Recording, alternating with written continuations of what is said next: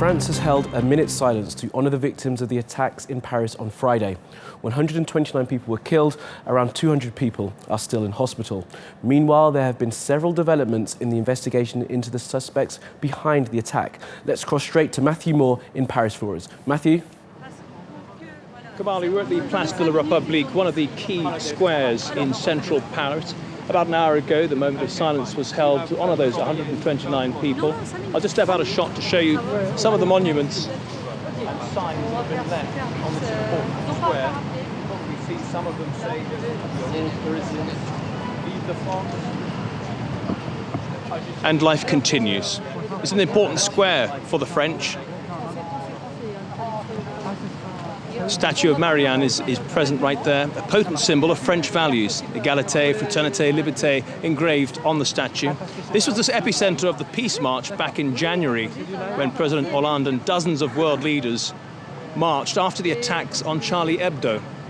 And people are still gathered here to pay their respects and to come together, really, and talk about what happened and how they feel.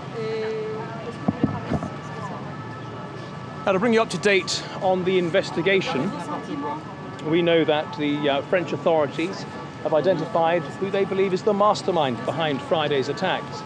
His name is Abdelhamid Aboud. He was born in Belgium. He was known by authorities as a prominent member of Daesh in Europe.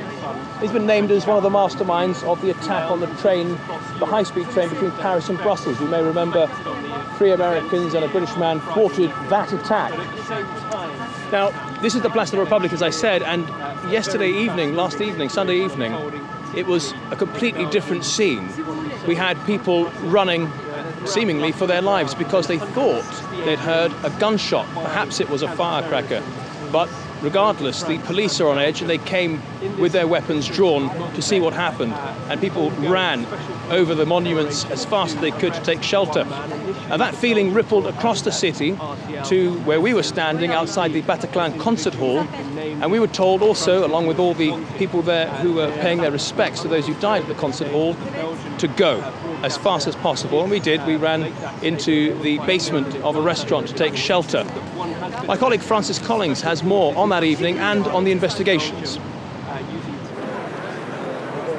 It was a confirmation that Paris is a city living on its nerves. The crowds had gathered at the Place de la République to lay flowers and hold vigils when sheer panic set in.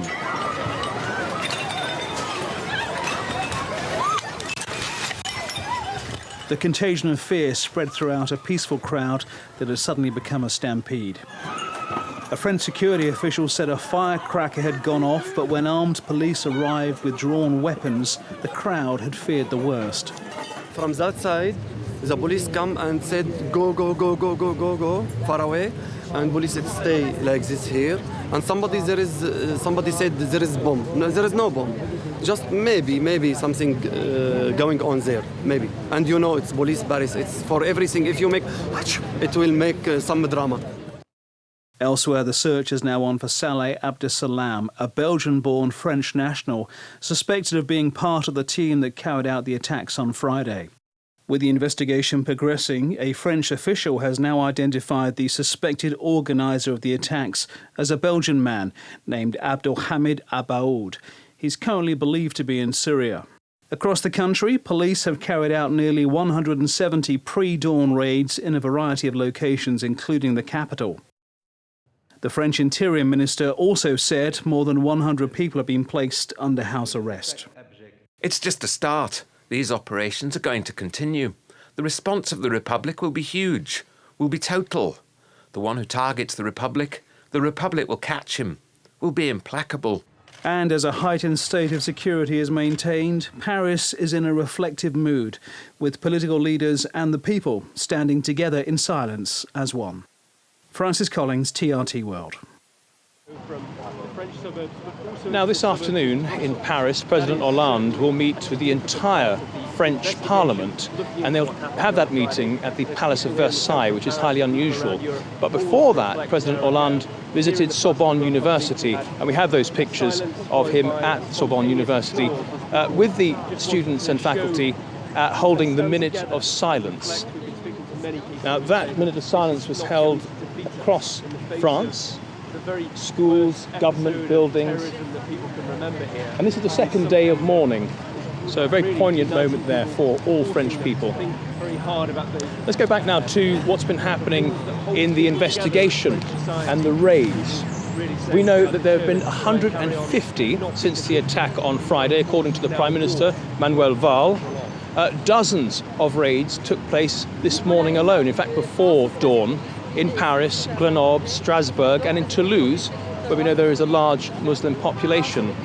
Investigators, police, and so on, in their raids, found an enormous array of military-style equipment. We're talking about bulletproof vests, one rocket launcher, 15 handguns, various grenades, and automatic rifles. It was quite a haul. And these raids were carried out under the state of emergency powers that they've been granted, which has been extended to 12 days. And that means that they can carry out these raids without recourse to the judiciary. They don't need a warrant. They can do this. And François Hollande, later today, well, as I said, will speak to the entire Parliament, and it's speculated that he will ask for the state of emergency to be extended to 3 months, which will be a highly political decision and will be potentially contested by other parties. Now, as we mentioned, the French authorities have identified the mastermind behind the attacks.